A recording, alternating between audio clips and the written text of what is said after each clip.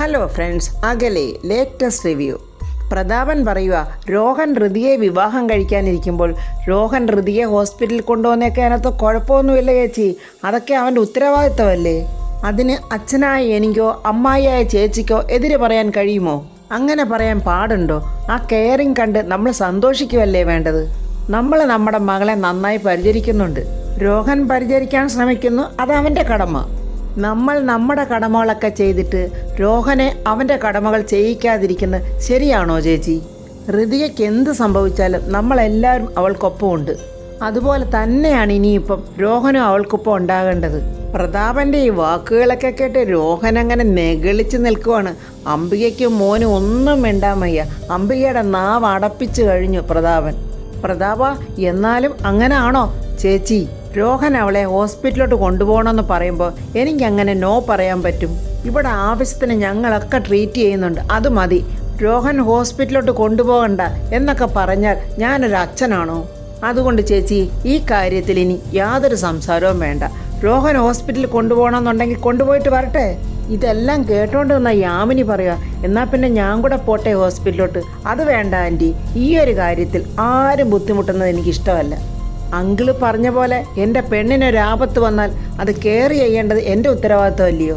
നിങ്ങളെല്ലാവരും നിങ്ങളുടെ ഭാഗം ഭംഗിയായിട്ട് ചെയ്തു കഴിഞ്ഞു. ഇനി എനിക്കൊരവസരം എന്താ? ആൻറ്റിക്ക് ഫീലാകാൻ വേണ്ടിയല്ല ഞാനീ പറഞ്ഞത്. ഋതികയ്ക്ക് വേണ്ടി എന്തെങ്കിലുമൊക്കെ എനിക്ക് ചെയ്യണമെന്നുണ്ട്, അതുകൊണ്ടാ. എന്നാൽ പിന്നെ സമയം കലണ്ട, നിങ്ങൾ പോയിട്ട് വാ എന്നിങ്ങനെ പ്രതാപൻ അവരെ പറഞ്ഞു വിടുവാണ്. അംബിക ദീപക്കിനോട് പറയാ, എടാ നമ്മൾ എന്തൊക്കെ ചെയ്താലും അവൻ അവളോട് അടുത്തോണ്ടിരിക്കുവാന്നല്ലോടാ. തടസ്സങ്ങളൊക്കെ മാറിയേ, ഇനി നമ്മുടെ പ്ലാൻ എന്ന് വർക്കാവുമെന്നാ അമ്മ വിചാരിക്കുന്നത്. എല്ലാം ശരിയാകും മോനെ. ഒന്നും ഒരിക്കലും ശാശ്വതമല്ല, എല്ലാത്തിനും മാറ്റങ്ങളുണ്ടാവും. രമ്യയുടെ അമ്മയും കൊണ്ട് രാജുവും ജയനും രമ്യയെല്ലാം കൂടെ ഹോസ്പിറ്റലിൽ വന്നിരിക്കുവാണ്. രുക്മിണിയാണെങ്കിൽ ഹാർട്ട് അറ്റാക്ക് വന്നതുപോലെ തകർത്ത് അഭിനയിക്കുന്നുണ്ട്. ഹോസ്പിറ്റലിലെ ജീവനക്കാരെല്ലാം കൂടെ രുക്മിണിയെ സ്ട്രെച്ചറിൽ ഇങ്ങനെ കൊണ്ടുപോവാണ്. രുക്മിണി അഭിനയത്തിൽ പറയുന്നു, മോളെ ഞാൻ മരിച്ചു പോവോ? അമ്മേ, എൻ്റെ അമ്മ അങ്ങനൊന്നും പറയല്ലേ. ഗംഭീര അഭിനയമാണ് അമ്മയും മകളും കാഴ്ചവെക്കുന്നത്. ജയം പറയാ, പേടിക്കാതെ, ഒന്നും സംഭവിക്കില്ല. ഇവിടുത്തെ ഡോക്ടർമാരെ മിടുക്കന്മാരാ. ആ ഹോസ്പിറ്റലിൽ തന്നെയാണ് രോഹൻ ഋതികയും കൊണ്ട് വന്നിരിക്കുന്നത്. രോഹൻ കാർ അവിടെ കൊണ്ടിട്ട് സെക്യൂരിറ്റി ആയിട്ട് വഴക്കിടുവാണ്. കാർ അങ്ങോട്ടൊന്ന് മാറ്റി പാർക്ക് ചെയ്യുമെന്ന് പറയുമ്പോൾ രോഹൻ പറയുന്ന, നിങ്ങൾ തന്നെ ഇത് അങ്ങോട്ട് മാറ്റി പാർക്ക് ചെയ്തായിരുന്നു. അയാൾ പറയുന്നുണ്ട്, എനിക്ക് ഡ്രൈവിംഗ് അറിയില്ല. അത് മാത്രമല്ല, ഇത് 5 സ്റ്റാർ ഹോട്ടലൊന്നും അല്ല, ഹോസ്പിറ്റലാണ്, നിങ്ങൾ തന്നെ മാറ്റി പാർക്ക് ചെയ്യണം. അങ്ങനെ രോഹൻ ഋതികയെ അവിടെ ഇറക്കി വിട്ടിട്ട് അവൻ വണ്ടി പാർക്ക് ചെയ്യാനായിട്ട് പോവുകയാണ്. ഋതിക അവിടെ നിന്നുകൊണ്ട് മനസ്സുകൊണ്ട് പറയാം, എന്തൊരു കഷ്ടമായത്, എത്ര അവനോട് പറഞ്ഞാലും മനസ്സിലാകില്ലല്ലോ. ഉടുമ്പിനെ പോലെ അവൻ പിടിച്ചുകൊണ്ട് നടക്കുവാണല്ലോ. രുക്മിണിയെ അങ്ങനെ ഹോസ്പിറ്റലിൽ അഡ്മിറ്റ് ചെയ്ത് ECG ഒക്കെ എടുത്ത് ഡോക്ടർ വന്നിട്ട് ECG റിപ്പോർട്ട് പരിശോധിക്കുവാണ്. ഡോക്ടർ പറയാ, ECGയിൽ വേരിയേഷനൊന്നും കാണുന്നില്ലല്ലോ. അതായത് ഹാർട്ട് അറ്റാക്കുമായി യാതൊരു ബന്ധവും ഈ പേഷ്യൻറ്റിനില്ലല്ലോ. ഹെൽത്ത് കണ്ടീഷനും നോർമലാണ്. പിന്നെന്താണ് വേദന വരാൻ കാരണം? രമ്യ നിന്ന് വിയർക്കുന്നുണ്ട്. ഡോക്ടർ പറയുക, ചിലപ്പോൾ ഗ്യാസിൻ്റെതാകാം, അല്ലാതെ മറ്റു കുഴപ്പമൊന്നുമില്ല, ആള് പെർഫെക്റ്റ് ആണ്. ഒരു അരമണിക്കൂർ കഴിഞ്ഞാൽ ഡിസ്ചാർജ് ചെയ്യാം. രുക്മിണി അവിടെ കിടന്നുകൊണ്ട് കണ്ണ് കാണിക്കുന്നുണ്ട് രമ്യ പറയുക, ഡോക്ടറെ, എനിക്ക് പേഴ്സണലായിട്ടൊന്ന് ഡോക്ടറോട് സംസാരിക്കണം എന്നും പറഞ്ഞ് ഡോക്ടറോടൊപ്പം രമ്യ പോകുന്നുണ്ട്. രമ്യ ഡോക്ടറോട് പറയുക, അമ്മയ്ക്കൊരു കുഴപ്പമില്ല, അത് എനിക്കും അറിയാം. പിന്നെന്തിനാ ഹാർട്ട് അറ്റാക്ക് ആണെന്നും പറഞ്ഞ് കള്ളം പറഞ്ഞത്? അതെന്തിനാണെന്ന് ഞാൻ ഡോക്ടറോട് പറയാം. ഞാൻ ഒരാളെ സ്നേഹിക്കുന്നുണ്ട് ഡോക്ടർ, അയാളും എന്നെ സ്നേഹിക്കുന്നുണ്ട്. അയാളുടെ പേര് രാജു എന്നാണ്. കുട്ടിക്കാലം മുതൽ ഞങ്ങൾ വലിയ ഇഷ്ടത്തിലാണ്. അമ്മയ്ക്കും രാജുവിനെ വലിയ കാര്യമാണ്. പക്ഷേ എൻ്റെ അച്ഛൻ ഇഷ്ടമല്ല. അതിനൊരു കാരണമുണ്ട് ഡോക്ടറെ. ഒരു 6-7 വർഷം കൊണ്ട് രാജുവും ഫാമിലി ഞങ്ങളുടെ ഒരു വീട്ടിലാണ് വാടകയ്ക്ക് താമസിക്കുന്നത്. ഞങ്ങൾ ആരും അറിയാതെ തന്നെ രാജുവിൻ്റെ സിസ്റ്ററും എൻ്റെ ബ്രദറും ഇഷ്ടത്തിലായി. ഞങ്ങളത് അറിഞ്ഞു വന്നപ്പോഴേക്കും അവരുടെ രജിസ്റ്റർ മാരേജും കഴിഞ്ഞു. എൻ്റെ ബ്രദറിൻ്റെ വിവാഹത്തെക്കുറിച്ച് എൻ്റെ അച്ഛൻ ഒരുപാട് പ്രതീക്ഷകളുണ്ടായിരുന്നു. പക്ഷേ ഒരൊറ്റ നിമിഷം കൊണ്ട് അവർ രണ്ടുപേരും ചേർന്ന് അതെല്ലാം ഇല്ലാതാക്കി.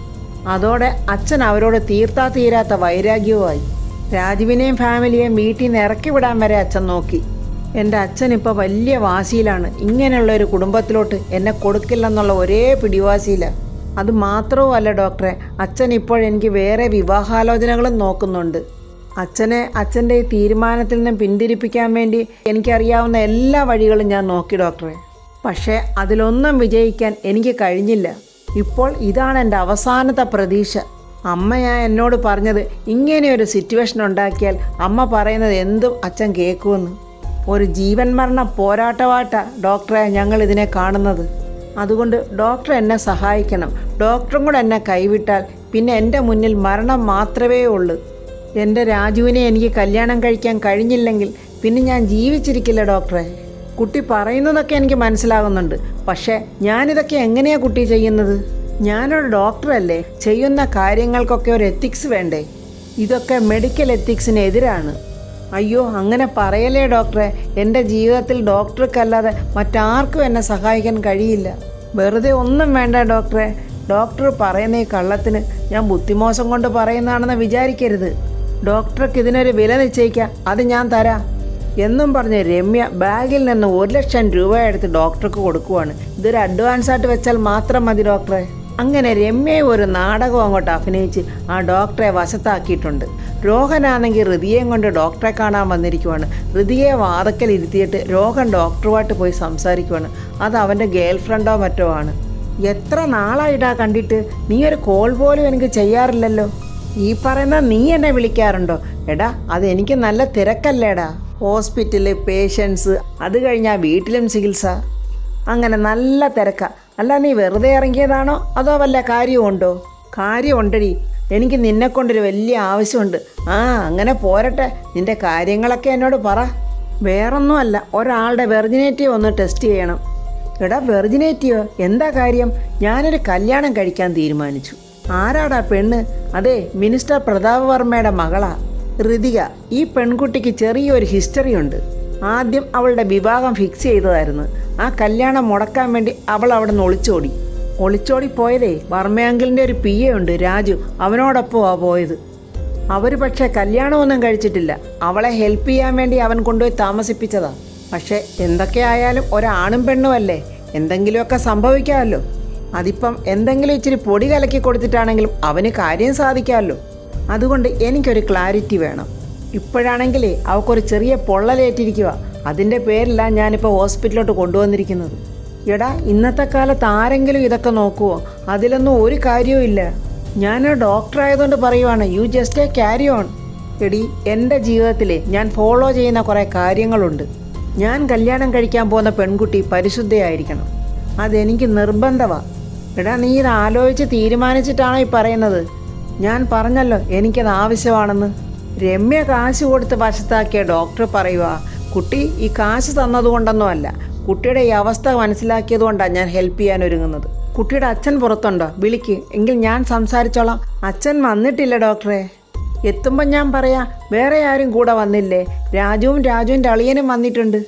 ഞാൻ അവരോട് ഇതൊക്കെ പറയണോ? പറയണം ഡോക്ടർ, അല്ലെങ്കിൽ ഈ കള്ളം പൊളിയാൻ സാധ്യതയുണ്ട്.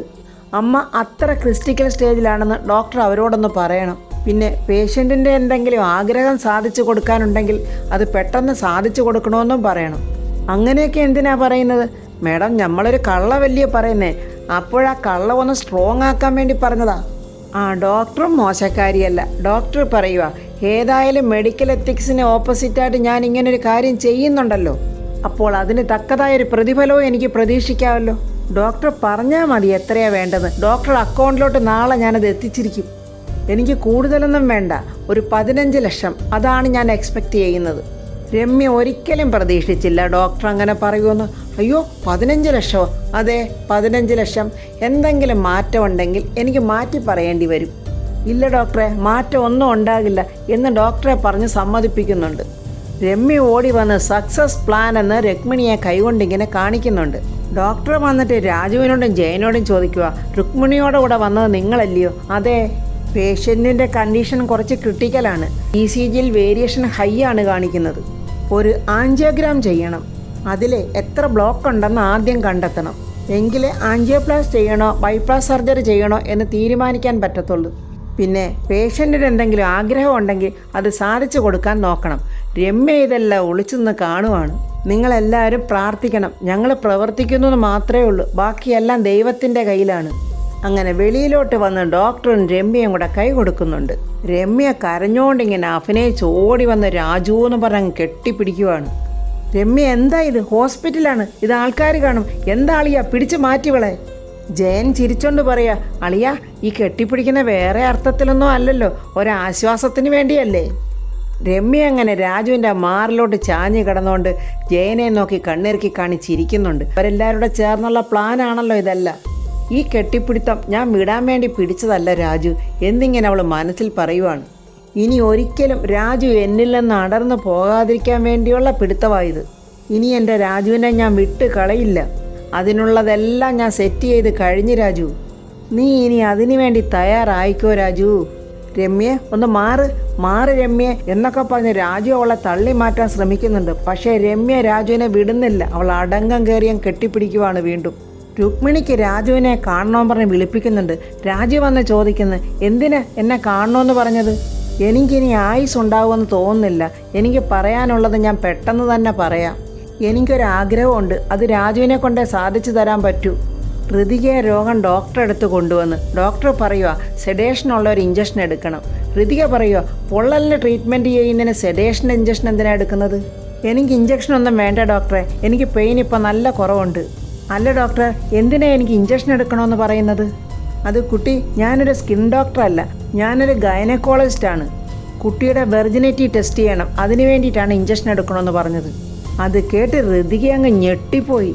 അവൾ ദേഷ്യത്തോടെ രോഹനെ നോക്കുവാണ്.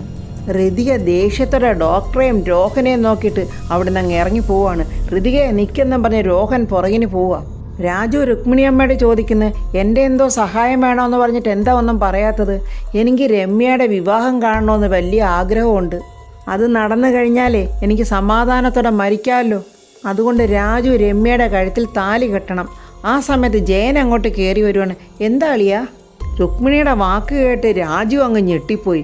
ജയനും രമ്യയും കണ്ണിക്കണ്ണി നോക്കി ചിരിക്കുവാണ്. ജയൻ രാജുവിനോട് പറയാ, അളിയ സുഖമില്ലാതെ കിടക്കുന്ന ഒരാളിൻ്റെ ആഗ്രഹമല്ലേ, അളിയൻ അങ്ങോട്ട് ധൈര്യത്തെ കെട്ടിക്കോ. എൻ്റെ അളിയ നിന്ന് താളം ചവിട്ടാതെ അങ്ങോട്ട് കെട്ടളിയാ. വയ്യാതെ കിടക്കുന്ന ഒരാളുടെ ആഗ്രഹം സാധിക്കാതെ പോകുന്നത് ശരിയല്ല. എനിക്ക് വളർന്നു വരുന്ന ഒരു പെൺകൊച്ചാ. ആ കൊച്ചിനും ഇവരുടെ ശാപം കിട്ടാതിരിക്കണമെങ്കിലേ അളിയൻ രമ്യക്ക് താലി കെട്ടണം. അല്ലളിയ, ഞാൻ കെട്ടുന്നതും അളിയൻ്റെ കൊച്ചിന് ശാപം കിട്ടുന്നതും തമ്മിൽ എന്താ ബന്ധം? അതൊന്നും പറഞ്ഞു തരാനുള്ള വലിയ ബുദ്ധിയൊന്നും എനിക്കിപ്പോൾ ഇല്ല. പക്ഷെ ശാപം കിട്ടും, അതുറപ്പാ. അളിയൻ കെട്ടളിയാ. ഈ കെട്ടുകെട്ടെന്ന് പറഞ്ഞിട്ട് കാര്യമില്ലല്ലോ. കെട്ടാൻ താലി വേണ്ടായോ? ഇനി താലിയില്ലാതെ കൈവച്ച് കെട്ടാൻ പറ്റില്ലല്ലോ. ഉടനെ രമ്യ പറയാ, താലി എൻ്റെ കയ്യിലുണ്ട്. പെട്ടെന്ന് രമ്യ ബാഗ് തുറന്ന് ഒരു താലിമാല അങ്ങോട്ട് എടുത്ത് രാജുവിൻ്റെ നേരെ നീട്ടുവാണ്.